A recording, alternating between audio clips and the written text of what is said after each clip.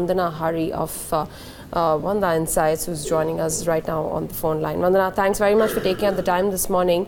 While we have seen prices coming off in the last few days, but still from a yearly perspective, you've got the Brent and the WTI crude already up by about 15-16 odd percent.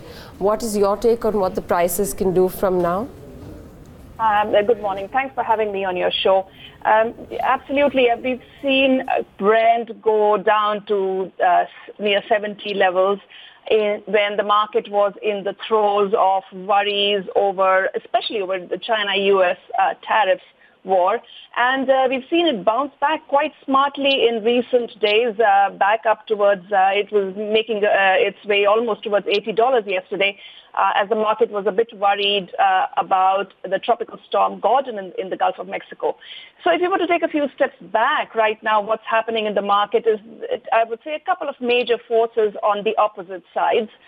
One is, of course, supply worries, and these are only going to increase as we get closer to the November 5 implementation of U.S. sanctions against Iran. Iranian crude production and exports have already started slipping in the past couple of months. So that has come back to the center stage of the market, obviously. But at the same time, the overall worries, it started out with concerns about Chinese economic growth, Chinese oil demand growth. But it has widened over the past few weeks. We had Turkey, we had Argentina.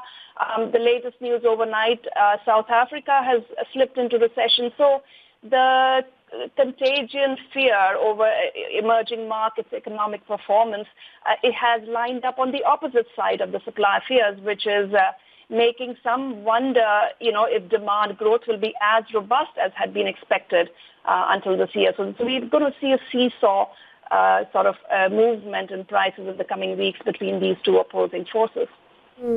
Aside from the fact that you could see pressures in terms of export losses from Iran due to U.S. sanctions, there are other parts as well, which is production decline in Venezuela. There are some episodic issues and outages in Libya. Do you see any offset to this supply dip, if at all it happens in a meaningful way?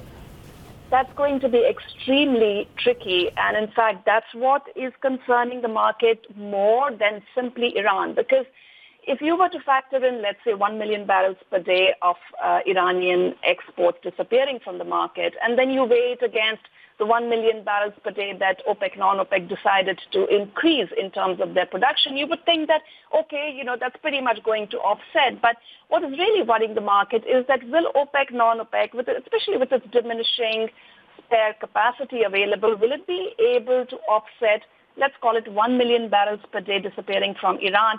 And on top of that, very steep continuing slide in Venezuela. Now, Angola and Mexico are also two other countries whose output is declining, but Venezuela is a major concern. And then, of course, as you quite rightly mentioned, the market doesn't need reminders about Libya and Nigeria being very vulnerable. So on that front, the concern is what if that comes together?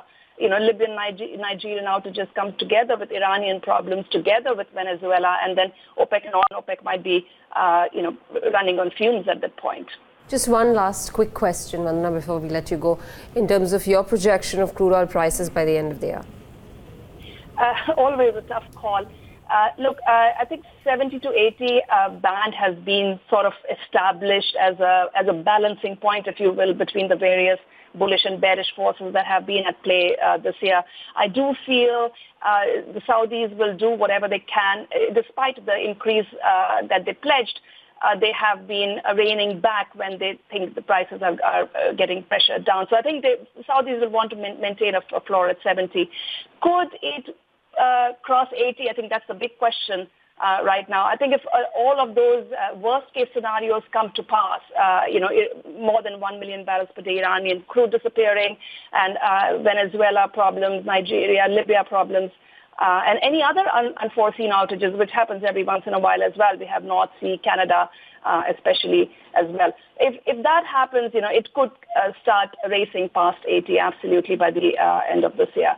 I think, again, OPEC, non-OPEC will do their best to, and with Russia, to try and pump more if that does happen. I think they are going to do their best to not let it cross 80.